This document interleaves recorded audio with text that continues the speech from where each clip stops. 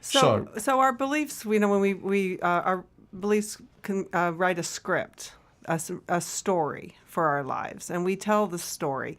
And no matter what circumstances come our way, we fit those circumstances in with our story.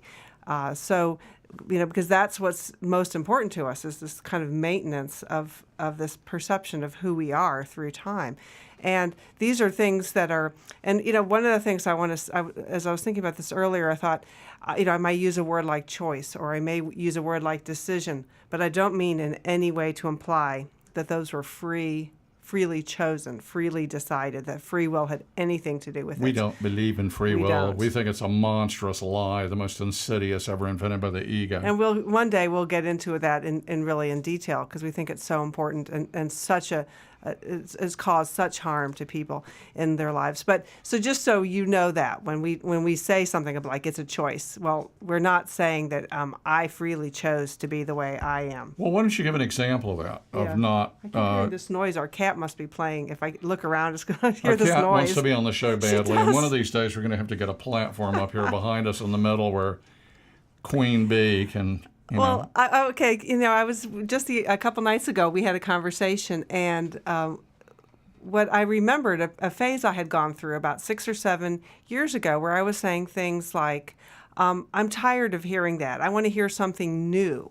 And what I realized as we were talking about it just a couple nights ago was that was a phase of my life where I was really wanting to change my story. And that was my way of saying, I don't want to hear the same old story anymore. I want to hear a new story. And the story I had told for most of my life is I'm a failure.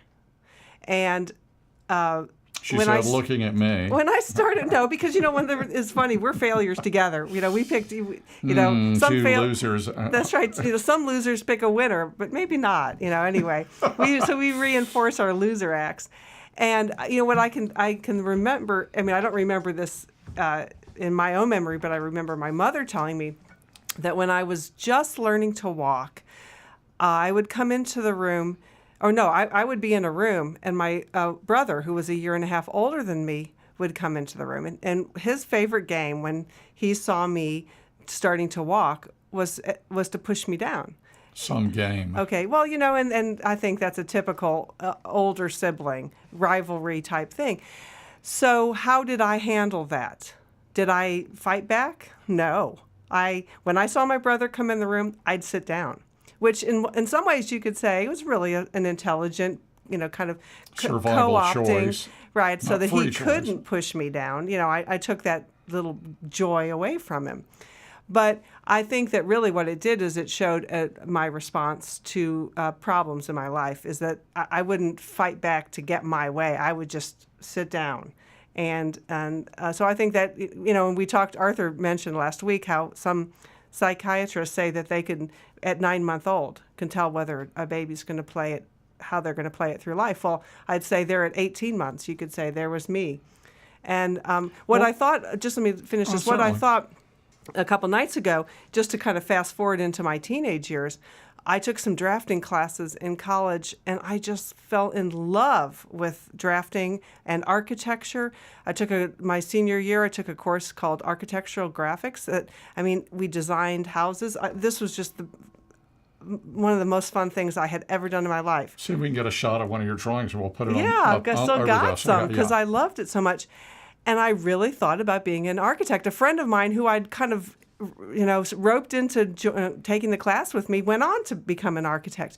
But that same year in physics class, I saw that famous bridge in Washington State that the engineer hadn't accounted for the wind and the harmonic frequencies matched the bridge, whatever, and it tore itself apart. And in the class, we watched that backwards and forwards for an entire class because everyone was so fascinated by it. And I was so sure that would happen to me. I would be that engineer. My building would fall down, and it'd be a horrible catastrophe. So I didn't become an architect. I mean, this is the theme of my life. And about 6-7 years ago, I started really getting fed up with it. It's like, okay, you're getting close to 50, and are you going to die playing this same game, listening to this same old story? And maybe I'll talk about that some later, not telling that story anymore. But there's an example. That's my life there for you. That's my story. Well, what I got when you were saying that was that winners and losers, maybe that's just passive aggressive. Maybe so-called losers are just Right. people who play life with a passive agenda. Right. And winners, I mean, who cares if you're like Madonna and you get on stage and squirt lighter fluid out of your backside and writhing and contorting and, Right.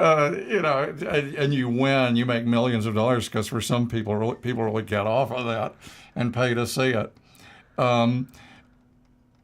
That level of theatrics, but that's kind of just an aggressive form of playing the game of life. Because I was very That's much true. passive. I was raised by Right. women, and I picked up on their survival techniques, which is, be kind of sad and petulant and pouty and, and sulk and be weak, and then you get your way. Right. My mother always gave me my way when I did that.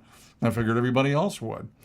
So it's that's a survival technique. And that's exactly, I was going to say that what you just said there about survival. The reason we make this our story is because we decided that it was the best way to survive.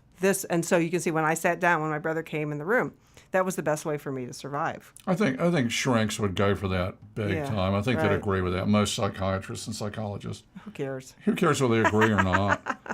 That's what I think. They diagnosed a young friend of ours with existential angst. That's right. That's all you need to know. Anyway.